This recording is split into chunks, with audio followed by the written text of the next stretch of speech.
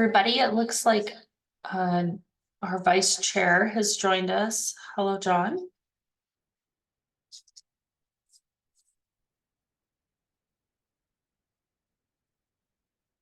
And I think Michael might be Hello. joining us in a minute here as well.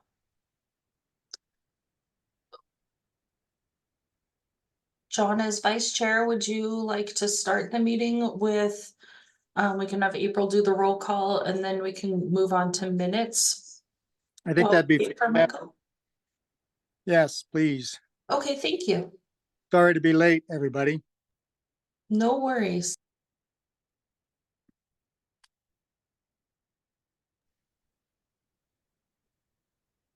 Oh, and here's Michael. Everybody, April's just letting Michael in as well, and then in a moment she'll do roll call. Thanks everybody for your patience.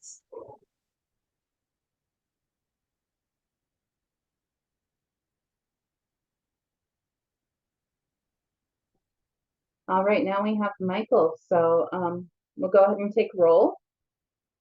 So Riley Hansen. Here.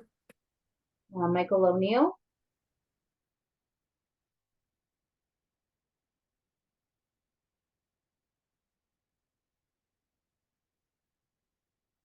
We'll come back to Michael. John Roush.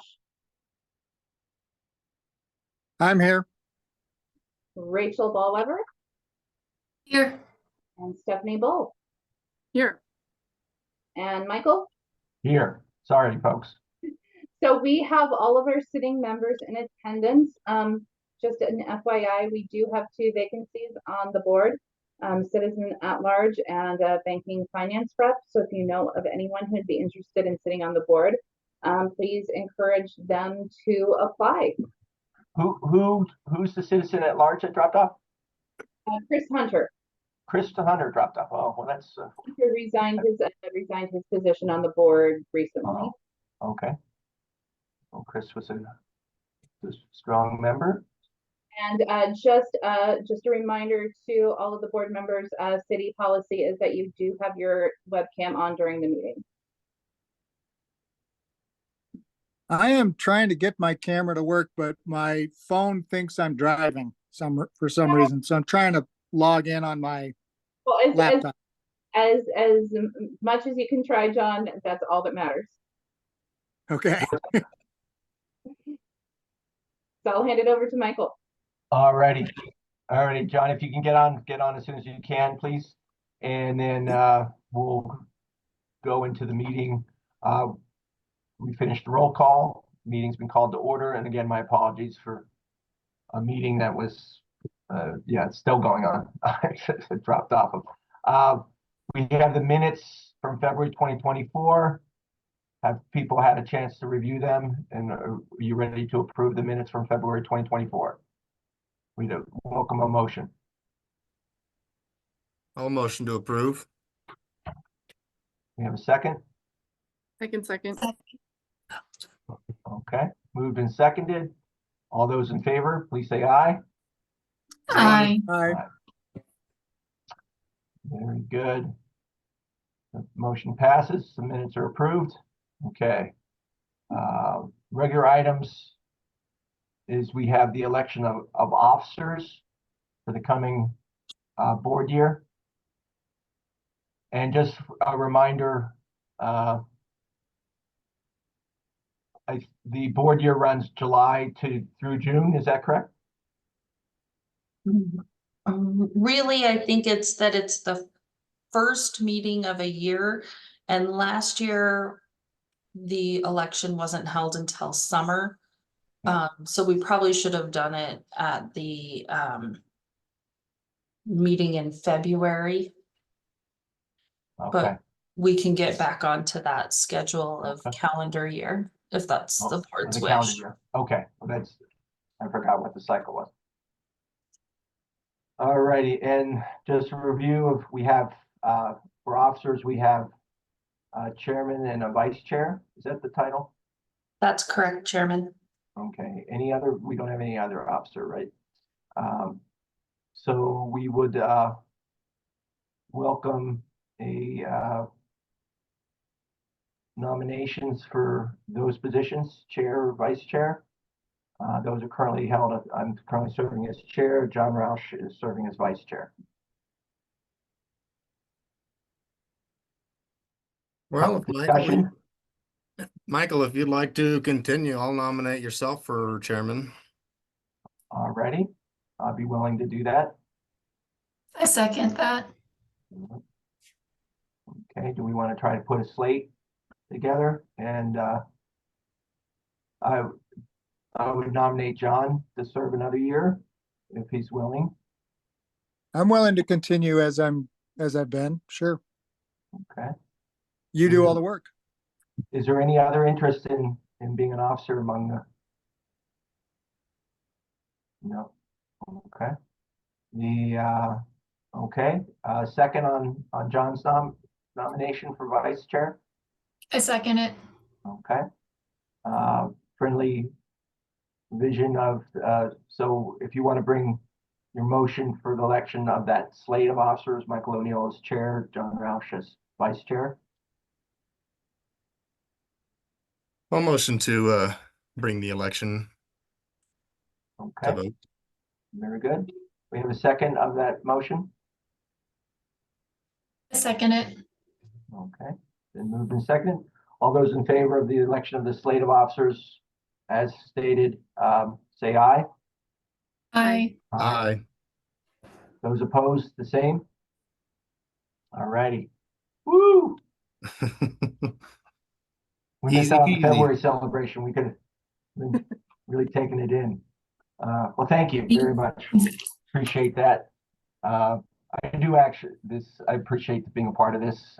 And I do think it's going to be, there's a lot of things coming forward that I think will become a little more interesting. It's a lot of reasons it moves us into our next thing, future funding cycle.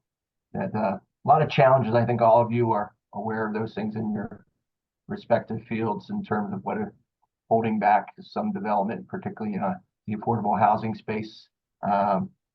Really comes down to resources, and I know we've been working through some stuff that our next year should be the year we can finally really start moving on some things. So, but I know there's some other projects in the works in the community that hopefully will move forward. So in terms of future funding cycles, do you have recommendations? Thank you, Chairman. I was hoping we could just have a brainstorming session right now to kind of talk about what the board members think about how we have opened the funding cycles in the past. If you've heard any communications around the community about why we maybe haven't received applicants, if there's something we can be doing differently. So I was hoping we could just open the discussion about maybe different ways to structure how we do the application openings of cycles. So ideas, and are you thinking in terms of not having cycles and just have them come in as they're received? I think we're open to any kind of discussion, but potentially whether we need to change the timing of the two that are opened each year. I know one of them potentially lines up pretty well with Montana Board of Housing and LIHTC applications and invitations to apply. But whether or not we need two a year, if we need to do the timing different, or if it's just that right now, maybe with where the tax credits are and their current values, that maybe there just aren't projects happening right now that are ready to be applying. To see if maybe we want to stagger and change when the two cycles are, or if we want to run it differently. Now, right now, in terms of funding level and in the fund right now, would you have that info, Ann? There is just under $1 million. Right. And so when a project or projects come forward, that will dissipate very quickly. What's the city's appetite for refilling the fund? I feel like that's a very good question that I could take forward. Okay. I don't know if there's been specific discussions about it, given that currently there are funds available. As you all recall, your first project did come in for $1 million ask, and so that was about half of what was in the fund currently. And given the way they pay back with the construction loan and the more long-term one, it's gonna be a little while before we Yeah. start to see any of that funding revolve. But that's definitely a question I can take forward. There is a line in our guidelines for $100,000 to come each year out of the funds. Out of the budget to be used in the trust fund. But outside of that, I haven't heard discussions about replenishing the large corpus. So given just the amount of money we have, once projects are able to gel and come forward, our funding will quickly be gone. And so there may be an interest in us being sure that we're using our money to the highest level priority that we have in the community. So if we had an open cycle, the first ones in would get funded if we thought it met the criteria, might undercut the ability to say, okay, we only have $1 million and we, despite, the unlikelihood given that we've only had one application in our years together, but this is the way it works. When it rains, it pours. That we would, so I think maintaining a cycle, meaning that applicants have to come in and come into a pool if there's multiple projects, then we would be able to, our prioritization and our ranking will become more into play there. And that having at least 2 cycles, basically, we talk a lot about the low-income housing tax credit cycle, and that could work in 2 directions. But there's other projects that might come in, say home ownership projects or other things that may not be impacted by the other, the tax credit cycle, but it will allow folks either come in to us first with a pretty solid plan and see if we get funded, if we would fund them as they're making application going into the funding cycle, or in our other cycle that they will have come in at the end of the tax credit cycle, and they would have their everything in hand and they just be coming to us for the final gap filler kind of scenario. And so having at least 2 cycles allows us to do that. I think probably 2 cycles probably hits pretty closer to the capacity of the city and our, having NeighborWorks Montana and others to review, assuming we actually get some applications. So we appreciate everyone's time, and but I think we got well trained. I think we're prepared to review as projects come forward. So thoughts there.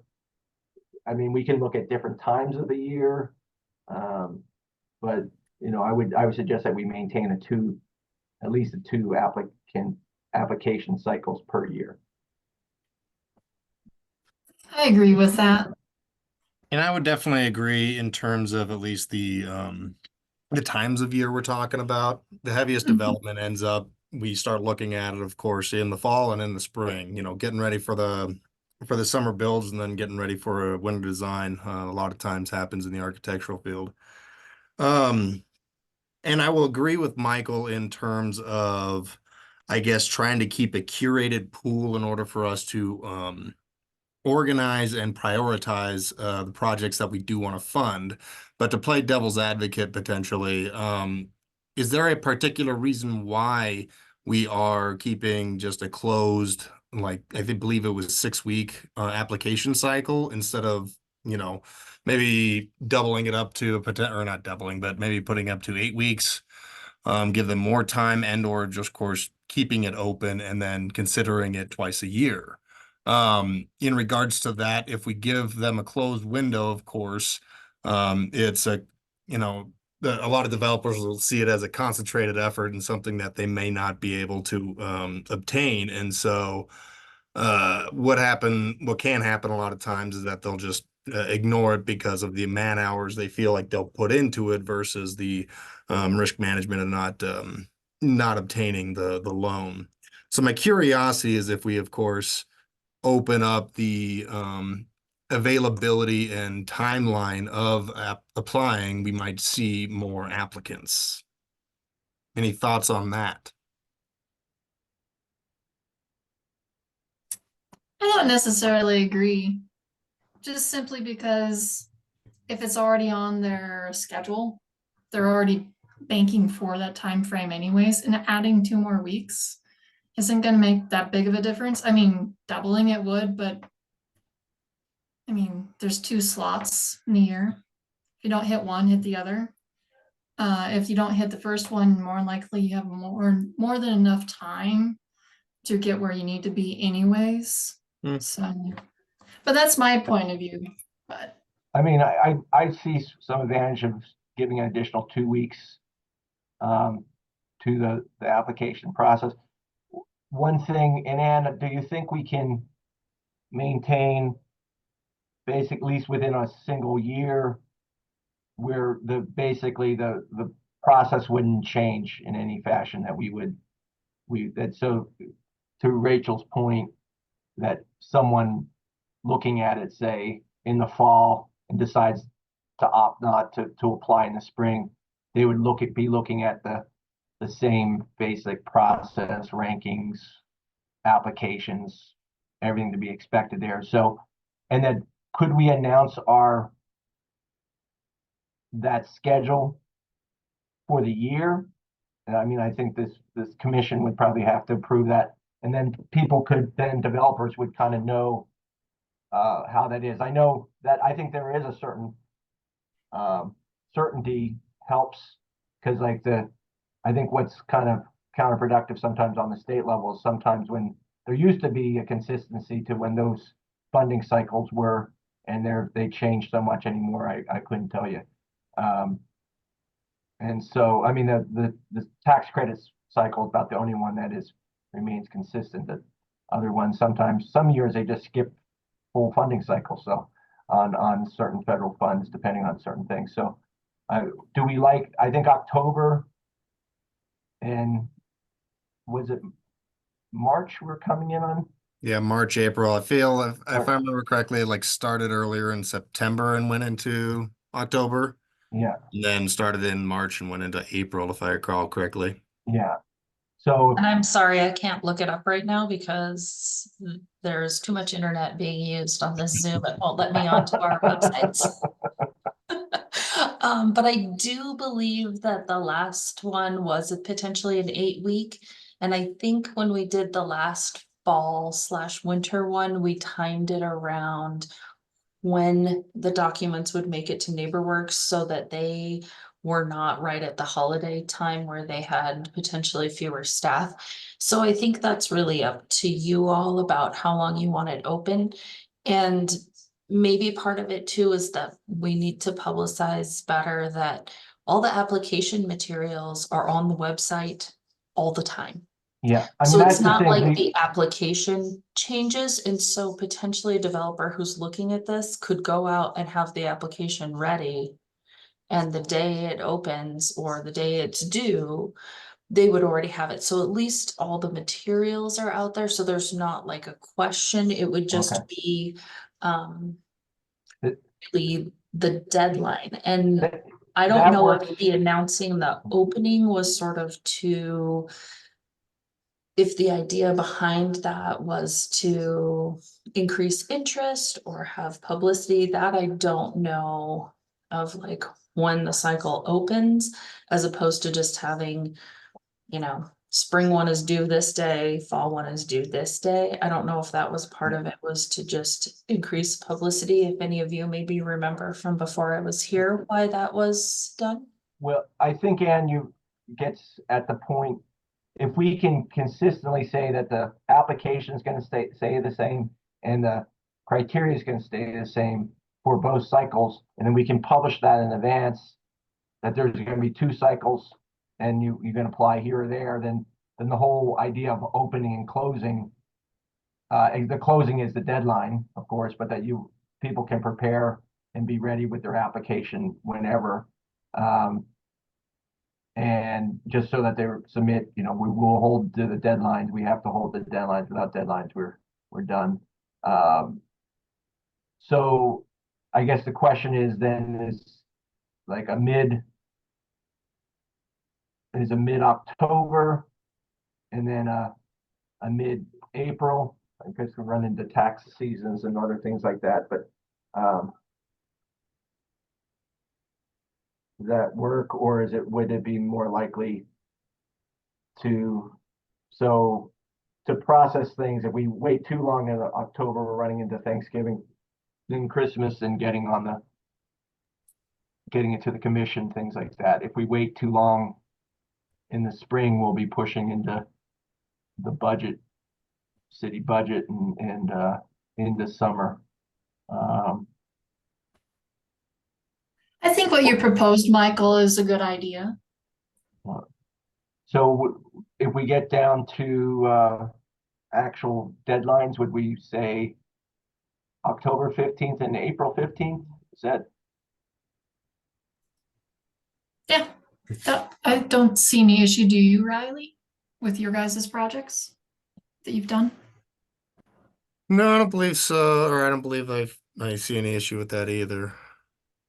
I'm just kind of curious if we want to cleanly state, I guess, an application deadline, or if we just say like the end of October and the end of April, respectively. I don't know. I mean, I guess I don't quite know if we want to state a date for every year is kind of what I'm thinking of. Well, just from year to year, I think giving people that they need to know the deadline, if they know it ahead of time. Right. Yep.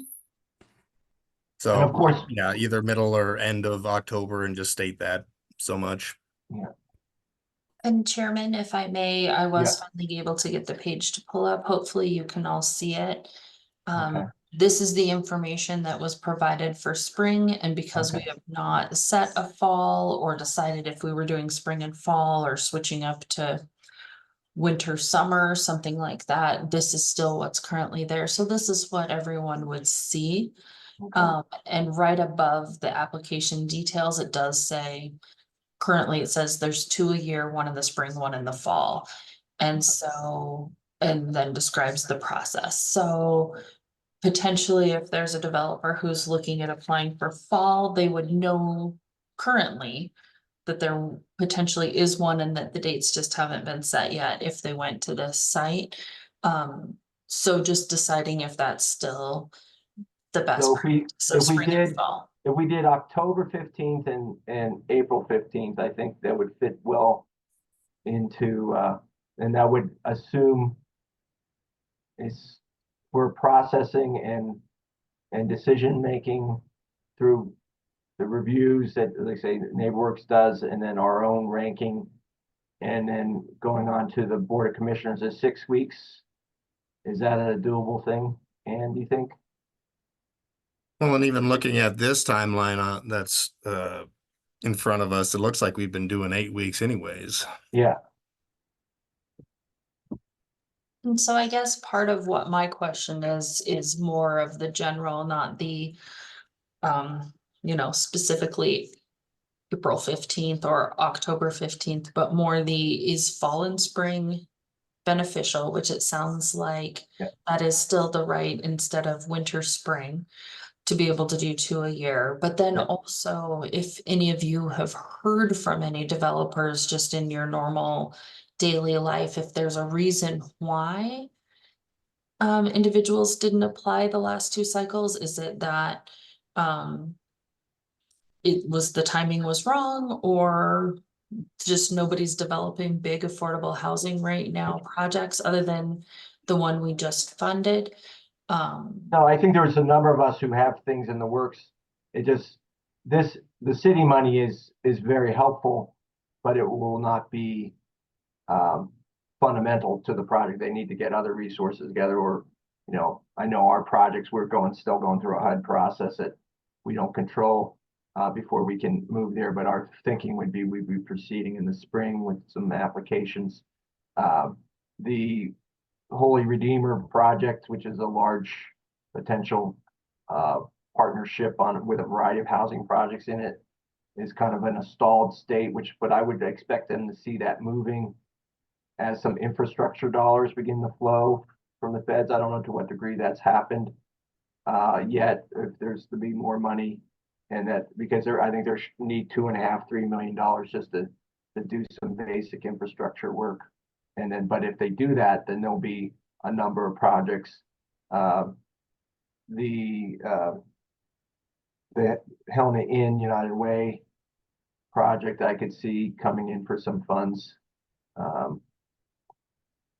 And you know, that's a little bit outside of some of the other funding streams. And so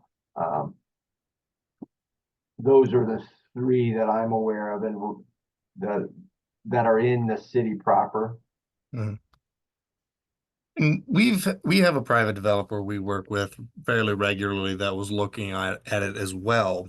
And kind of after going through, I think, all of the regulations we have set up for the fund, they ultimately decided to pass, mostly due to what I guess I'll use the word they used, hand holding after the fact, in terms of course, I think maintaining affordable units and kind of some of the stipulations we have with the loan itself.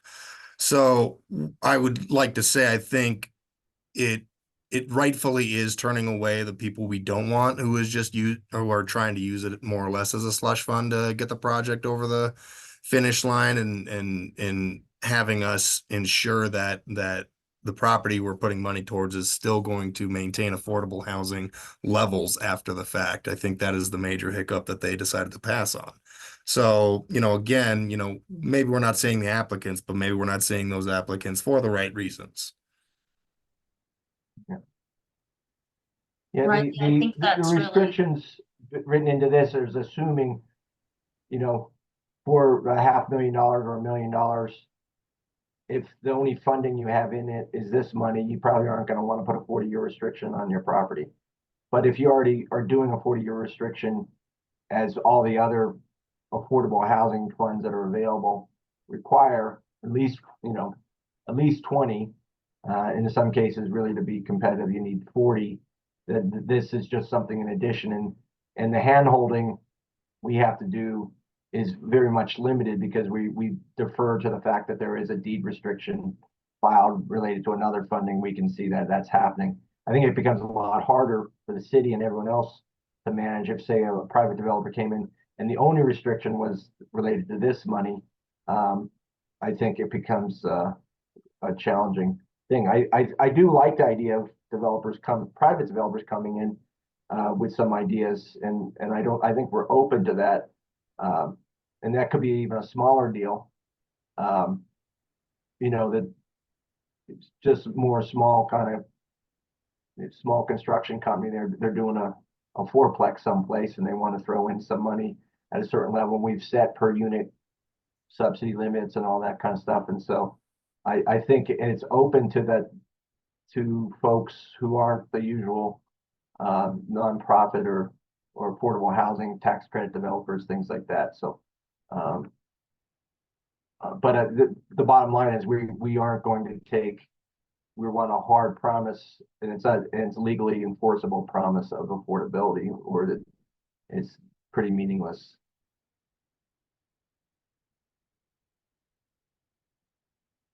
So in establishing a mid-October, mid-April, and and actually calendaring that out, it would be probably the Friday, 3 o'clock on a Friday, closest to the 15th, it's kind of round up. So if it's midweek is the 15th, you go to the 18th or whatever that thing is. We aren't married to the 15th for those 2 months. It just kind of roughly build that in and allow folks to have decisions before, basically by the end of the year, early part of the new year, or generally right before summer. And that, I think, that would lend well to the way people operate without messing with people's, we don't want to have people doing applications during holidays and vacation time. That's challenging. Is that enough in direction for us, or do you want some sort of formal action? I think that's great for right now. I can put together a potential schedule and talk with staff here and then get some information out to all of you, and potentially it's something you could vote on at your September meeting. Okay. Or we could still have an August one. I just know that you would. Well, indicate what not we would having an thing is August that one. You're saying you would need to get permit, kind of get it. See, if we, one of the things for the October, for the process to kind of work as we're seeing, is that we'd want to get the word out that the next deadline is this, and allow folks who may be looking at submitting to get they could start their work now. And I guess we could say that to folks now and just like, stay tuned for the deadline. But if we're fine with the current application, we're not changing the ranking criteria. We don't necessarily have to say that. We just say the deadline's going to be in October and there'll be one in April. Stay tuned, but people can start downloading application materials off the website. Is that accurate?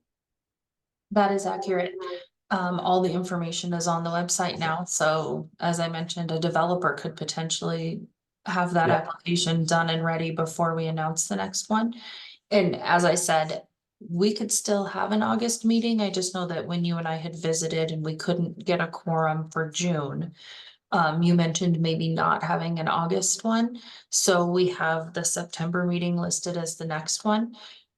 However, looking at the calendar, if you wanted to still stick with about 8 weeks of an opening, if you moved the October one to the end of October, or potentially November 1st as a deadline, you would actually have time to keep your normal September meeting, approve a schedule, and have it online and still be open for 8 weeks, if that's what you want. And would we be able to process it with the Thanksgiving and Christmas and get it to the commission by early January? I believe we could get that to early January. Okay. Versus could we just establish the time now? The dates for October? Or you want to take that to commission? Okay. I want to make sure, because we didn't actually have that as part of our meeting packet Meeting, like we normally do, that it wasn't there for the public. Well, to the be agenda able to see the says specifics. funding cycle. And that cover that as an agenda item? April, do you have thoughts from what other boards do, if that would have had to have been there on the website already? I am so sorry. I was doing something else because I'm overwhelmed. What exactly are we? So we have, what is the agenda item says for this item? It says funding cycle discussion. It says future funding cycle, and I believe it was meant to be a discussion. Okay, not an action item. Okay. And not necessarily, it wasn't delineated as an action item or a discussion item. It was just placed under regular items. If you wanted to take action on it, you could, because it was not specifically listed as a discussion item. If you wanted to not take action on it because it didn't say it was an action item, you could also postpone it. So it's entirely up to you, Chair O'Neill. I would say there would be some advantages to getting the word out that the deadline is October, and we can start encouraging people who are interested to can prepare their applications now rather than I think if we wait till September, we still in that boat. Well, when is the actual application deadline? I don't think it should matter. They will know that it's October, but is there any downside? Do you think we open ourselves to? I don't think. I think funding. The agenda item is pretty apparent Yes. I if we- don't think there would be any downside to going ahead and making that, taking action on that, with proper motions, seconds, and vote. Alrighty, what's folks thinking? Do you want to wait till September? Do you want to get that on the established now? I like the idea of putting it on the calendar now. I mean, I think it sounds like we're all in agreement on an eight-month window and maybe aiming for the end of October, provided, of course, we can get the packets reviewed and whatnot and by both NeighborWorks and ourselves in time for a January commissioner meeting. So looking at the calendar, closest to the 15th is a Tuesday, which is after a Monday holiday. So if you want to go to end of the weeks, like we've been typically doing of Fridays, you would potentially be looking at October 18th or October 25th. Let's say October 18th, and then it gives it time to, I think if they have it done before the end of the year, that would be great, but it needs to be the first meeting in 2025 for final approval. Mr. Chairman, Yes, yeah, John. would there be any advantage to basically preclude ever having to have this discussion again, unless we really want to just saying that it's the third Friday and the third Friday of October in perpetuity, which puts it between the 15th and the 22nd, always. Love it. I love And definitiveness. just call it the Friday, whatever the third Friday is. The Friday. The Friday, yes. The Okay, I Friday. like it. I like it. Does that make sense? Yeah, I and would then we agree. can do the same in April. Right. And So if that needs a motion, I would make that motion. And if it doesn't need a motion, that's just a yeah, decision. no, I think let's adopt a formal action. There's a motion on the table. Sure. Any discussion or a second to that motion? What do I'll people second think? it. Okay, second. Alrighty, moved and seconded. Any discussion? Chair O'Neill, just to clarify the motion was to set the deadline for the third Friday of October and the third Friday of April, correct? Yes. Okay, Yes.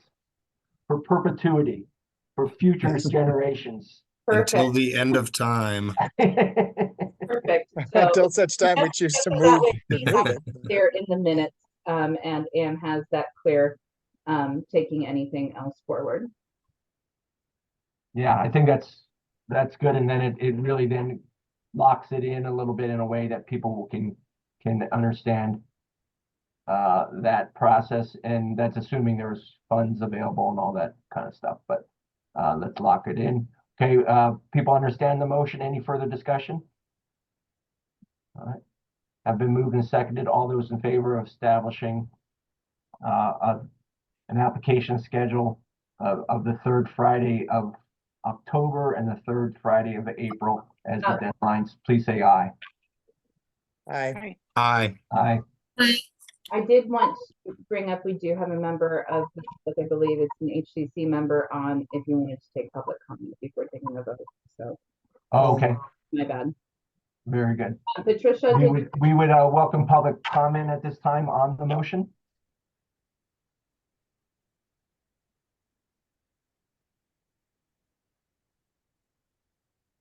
Patricia, did you want to make any public comment? Sorry, I couldn't see who was all on.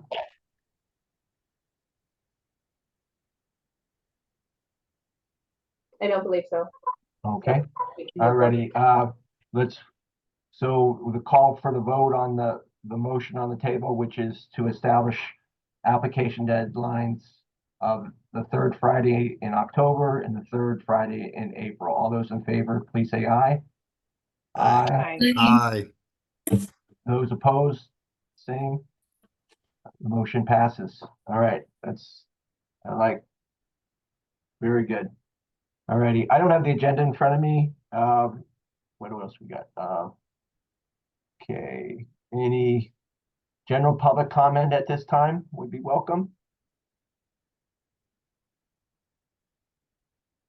Okay, next up, anything from from board members, communications, things that would be helpful to be put on the next agenda?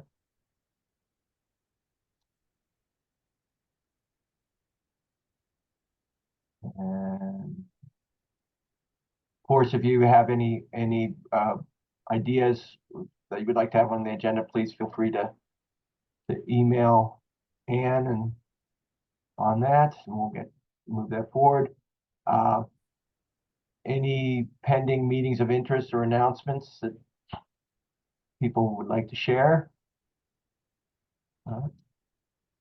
Our next meeting date is September 11th at 2 p.m. and that's assuming no meeting in August. Is that the will of the group? When Ann and I had some discussion on this, thinking that August would be a time of fun and frivolity and that we'll start with the real serious business of stimulating affordable housing in September. And in September, one of the agenda items will be we'll refresh ourselves with our criteria and the application so that